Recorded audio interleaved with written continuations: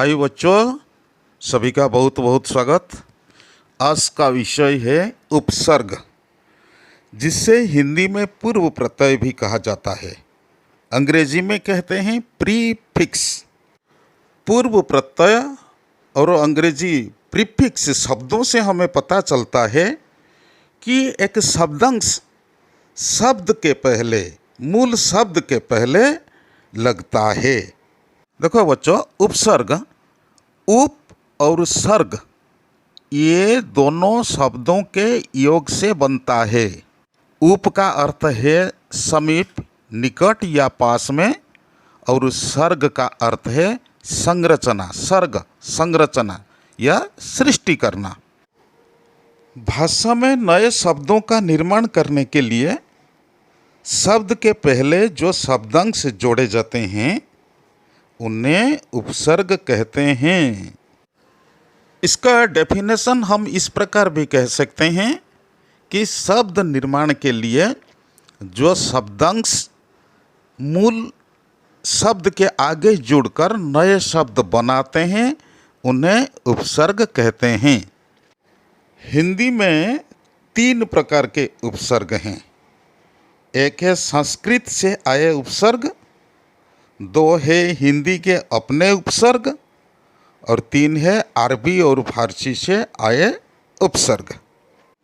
उपसर्ग की परिभाषा से हमें पता चलता है कि उपसर्ग मूल शब्द के साथ जोड़कर नए शब्द बनाते हैं।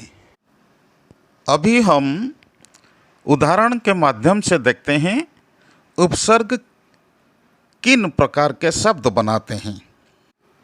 देखो, उदाहरण 1, विधन शुद्ध, नया शब्द है विशुद्ध। यहाँ वि उपसर्ग है और शुद्ध मूल शब्द है। वि का ये जो उपसर्ग, वि का कोई अर्थ नहीं, शुद्ध का अर्थ होता है, एक शब्द है। लेकिन शुद्ध के पहले वि लगकर एक नया शब्द बनाता है जो होता है विशुद्ध।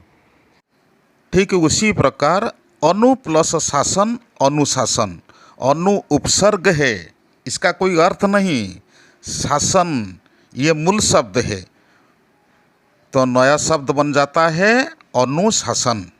ये विशुद्ध और अनुशासन, ये 2 शब्दों को देखकर हमें पता चलता है संपूर्ण रूप से इन दोनों का अर्थ अलग नहीं, मूल शब्दों के अर्थ से संपूर्ण रूप से अलग नहीं। सिर्फ क्या होता है, यहाँ जो उपसर्ग है शब्दों के अर्थ में विशेषता ला देते हैं।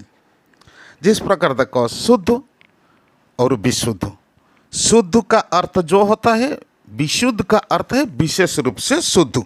यहाँ दोनों उपसर्ग शब्दों के अर्थ में विशेषता ला देते हैं। दूसरे उदाहरण को देखते हैं। आ धन हार, आ प्लस हार, आ उपसर्ग है और हार मूल शब्द है, नया शब्द बनता है आहार। ये अर्थ पूरा संपूर्ण रूप से बदल जाता है। हार का अर्थ क्या है? हार का अर्थ पराजय है या हार का अर्थ है फूल का हार, लेकिन नया शब्द बन जाता है आहार। आहार का अर्थ होता है भोजन। ध्यान से सुनो बच्चों, ये जो हार शब्द है, हार शब्द के पहले अलग अलग उपसर्ग लगकर किस प्रकार नए नए शब्द प्रदान करते हैं या नए अर्थ वाले शब्द बनाते हैं। देखो, संहार, संहार, हार मूल शब्द है, संग है उपसर्ग, शब्द बन जाता है संहार। संहार का अर्थ है नाश। ठीक उसी प्रकार प्रहार, प्रहार का अर्थ है आक्रमण करना, मार। विहार का अर्थ है सैर, भ्रमण करना। परिहार का अर्थ है त्याग। उपहार का अर्थ है भेंट, गिफ्ट। प्रत्याहार का अर्थ है लौटा लेना। निहार का अर्थ है देखना। प्रतिहार का अर्थ है द्वारपाल। बच्चों, अभी हम संस्कृत से आए कुछ उपसर्ग के बारे में चर्चा करेंगे। देखो बच्चों, संस्कृत में 22 उपसर्ग हैं। इनमें से कुछ उपसर्ग के बारे में हम चर्चा करेंगे।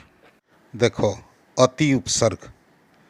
अति का अर्थ अधिक, बहुत। अति प्लस आचार, अत्याचार। अति उपसर्ग है और आचार मूल शब्द है।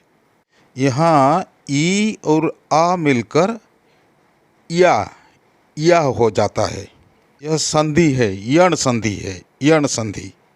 ठीक है, उसी प्रकार देखो, अति धन अधिक, अत्यधिक। ई ओ, ई प्लस अ य हो जाता है। दूसरे उपसर्ग है अधि। अधि का अर्थ है श्रेष्ठ, अधिक। अधि प्लस पति, अधिपति। यहाँ संधि नहीं हुआ है, यह सिर्फ संयोग है। उसके बाद देखो, अधि प्लस आदेश, अध्यादेश। यहाँ संधि हुआ है। अधि, ई और या मिलकर या हो जाता है। यहाँ यण संधि है। तीसरे उपसर्ग को देखते हैं, अभि। अभि का अर्थ सामने, निकट, वर। उदाहरण देखो, अभि प्लस नेता, अभिनेता। संधि नहीं, सिर्फ संयोग है। अभि प्लस नय, अभिनय। ये संयोग है। नय का अर्थ है नृत्य। उपसर्ग में पहले मूल शब्द को पहचानना चाहिए और उसका अर्थ भी जानना चाहिए। के बाद देखो, अभि आगत। क्या होगा? अभ्यागत। ई आ, या बन जाता है। ये यण संधि है, यहाँ संधि। चौथा है नीर। देखो, नीर नहीं और निषेध के अर्थ में व्यवहृत होता है। नीर प्लस लोभी। नीर उपसर्ग है और लोभी मूल शब्द है। तो क्या हुआ? निर्धन लोभी, निर्लोभ। ये र के कारण बड़ी ई गायब हो जाती है। यह भी संधि हुआ है। और उसके बाद देखो, नीर प्लस इह, निरीह। र और बड़ी ई मिलकर री हो जाता है। इह का अर्थ है इच्छा। निर्धन इह का अर्थ है इच्छा, निरीह। अभी देखते हैं और एक उपसर्ग, निस। निस का अर्थ भी वही, नहीं और निषेध। निस धन संदेह, निसंदेह। देखो, निस्धनतार, निस्तार। उसके बाद देखो, निस, यहाँ यह मूर्धन है सो। निस धन पक्ष, निष्पक्ष। निस धन कपट, निष्कपट। ये सब संधि।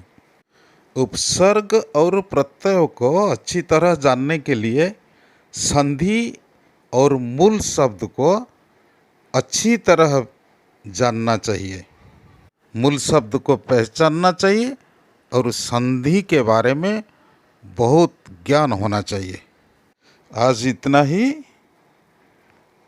नेक्स्ट वीडियो में उपसर्ग के बारे में अधिक जानोगे। धन्यवाद।